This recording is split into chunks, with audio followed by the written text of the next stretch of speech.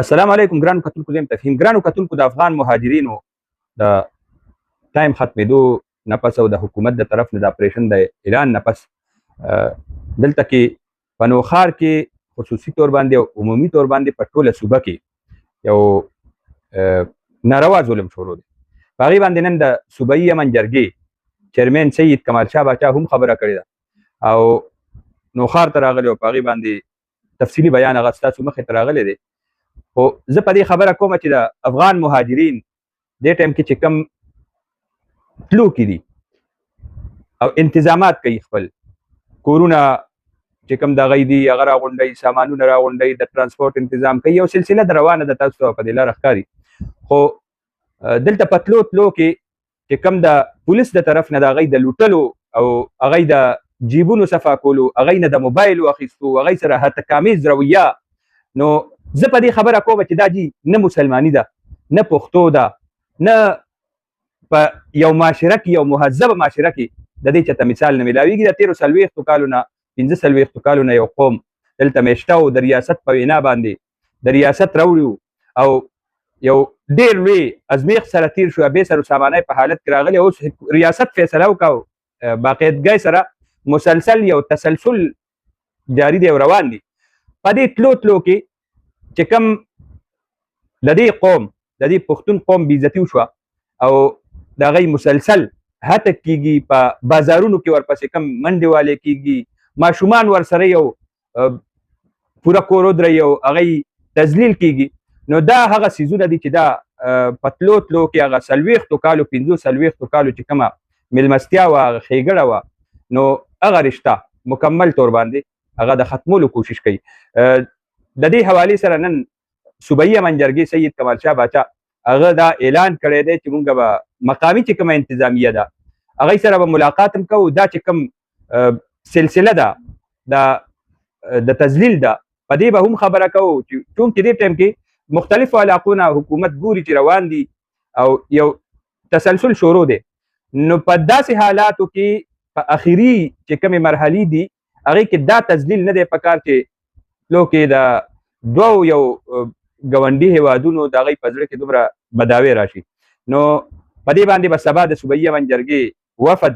هغه باقاعده ملاقات کوي مقامي حکامو سره، او بیا دا هم زیاته شوه چې که مقامي چې کوم ذمهداران دي هغوی دې حوالې سره خبره نه کوي او هغوی د طرف نه څه مثبت جواب نه میلاویږي، نو پېښور های کورټ کې دې حوالې سره ریټ هم کېږي. هغه ریټ دې باندې نه دی چې ګینې دی دې نه ځي. مطلب دا دی چې کم تذلیل کېږي او کم دی سره کومه بد عمل په تلو کې کېږي، د دوی د لوټلو په بازارونو کې منډې، نو دې باندې چې یاره کم از کم دا ټایم آګاهي او مهم هغه بیل شیز دی. خو د یو قوم تذلیل، هغه قوم چې دوه ریاستونه، دوه په دنیا کې مضبوط ملکونه، سپر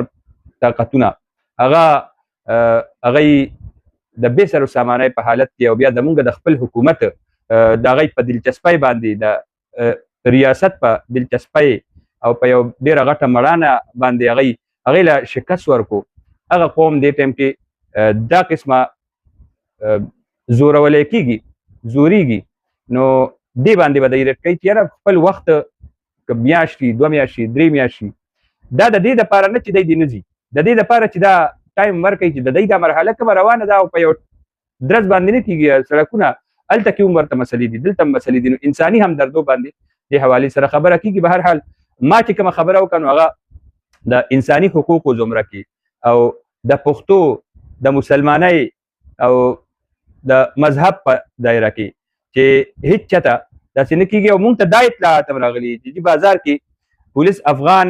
یو مهاجر ونیسي، نو هغه نه چې کومې پیسې والي او هغه نه کوم موبایل والي، نو هغه ورته بیا واپس هم نه ورکوي. هغه غریب نه دی، ډیمانډ هم نشي کولی، او هغه ترې نه هر څه والي ورته وایي ځه.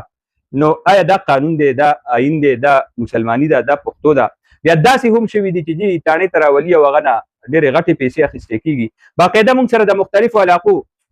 ثبوتونه راغلي دي، موږ ته د دې باره کې تحریري طور باندې د دې ثبوتونه راغلي دي.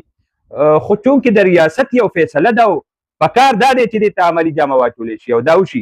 او دا کار ترسره شي. خو که په دې اړ کې دا قسمه انساني حقوقو پامالتیا کېږي او د انسانیت تذلیل کیږي نو دې باندې بیا اعلی حکامو سره سیاسي قیادت سره او کوم پښتون قیادت دی د ټولو سره په دې باندې نه صرف خبرې کیږي بلکې هغه ټول شواهد او ګواهان هغه به هم د هغوی مخې ته راځي او دې باندې سیاسي صوبایي امن جرګه چې کومه د هغوی په ډېر سخته غندنه هم کړې ده او سخته خبره